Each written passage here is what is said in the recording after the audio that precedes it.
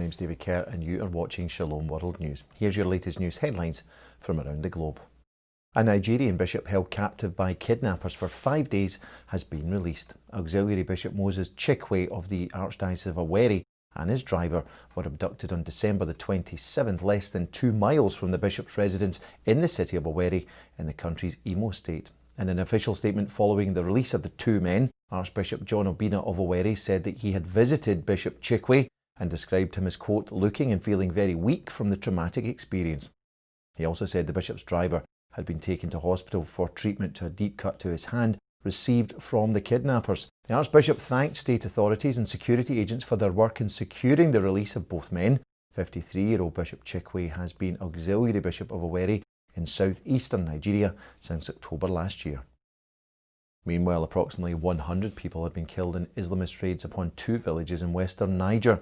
The attacks, which took place on Saturday, mark one of the deadliest days in the history of the Western African state, which has been ravaged by Islamist violence in recent years. The country's Prime Minister, Brigitte Raffini, announced the death toll on national television on Sunday after visiting the site of the attacks near the border with Mali. He did not say, however, which terror group was responsible for the attacks. In recent years, Niger has suffered repeated attacks by Islamist militants linked to Al-Qaeda and Islamic State near its borders with Mali and Burkina Faso. In 2019, jihadists killed over 4,000 people in the western Tillaberi region. To the US now, and pregnant mothers in Indiana who are considering aborting their unborn baby are to be offered an ultrasound of their child in the womb or the chance to listen to his or her heartbeat as part of their decision-making process. That stipulation follows the introduction of a new statewide law on January the 1st. It requires an ultrasound to be performed at least 18 hours before any scheduled abortion. The mother can then decline in writing to view the ultrasound image or hear her child's heartbeat. The law was first signed by the then Governor Mike Pence in 2016, but has faced legal challenges ever since from pro-abortion campaigners. Those challenges, though, have now been dropped.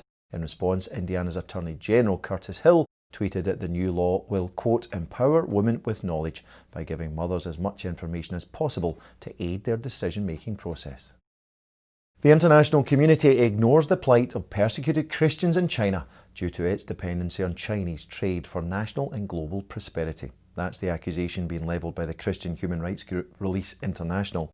In a new report looking towards the year ahead, they predict that Christian persecution is set to rise in China over the next 12 months. They also say China's communist authorities have, quote, bought freedom from censure due to many countries' reliance on international trade with China. Release International also suggests that China is using the COVID-19 pandemic to impose tighter restrictions on Christians, with those churches not registered with the central state being raided or closed down, while registered churches are forced to install closed-circuit cameras in order to ensure they are not dissenting from communist beliefs. Release International also predict that Christian persecution in Iran and Malaysia will intensify in 2021. Meanwhile, the Chinese Communist government has tightened its control over the Catholic Church in Hong Kong. That's according to a special investigation published by the news agency Reuters on December the 30th. The report highlights the arrest of 2 nuns who work for the Holy See's unofficial diplomatic mission in the suburbs of Hong Kong. The mission, which is the Vatican's only political outpost of any kind in China, has always kept a low profile. Regardless, the 2 Chinese nuns were arrested by mainland Chinese authorities while visiting their home in Hebei province. Reuters suggests that such actions by the communist authorities demonstrate their intention to use Hong Kong's new national security laws to close down the Vatican mission and repress the church as a whole in the former British colony. The report also suggests that the communist government in Beijing is very wary of Catholicism due to the church's role in the fall of communism across Eastern Europe in 1989.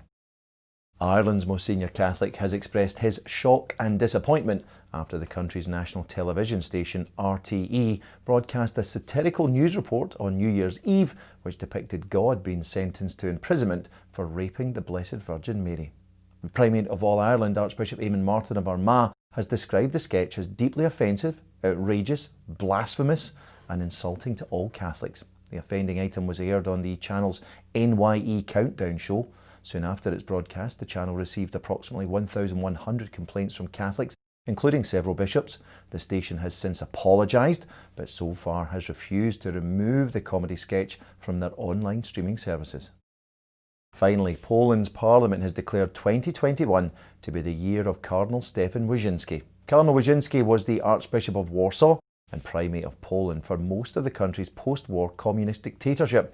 He himself was imprisoned by the communists on 3 separate occasions. Cardinal Wyszyński died in 1981. Now the Polish Parliament has voted to celebrate the 120th anniversary of his birth and the 40th anniversary of him becoming a cardinal.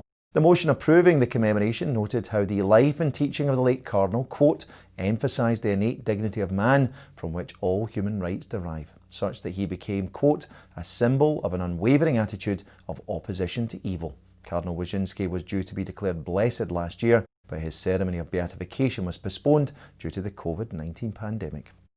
Well, that's all for now. Do join me next time for some more news headlines from across the globe. Until then, may God bless you. Shalom.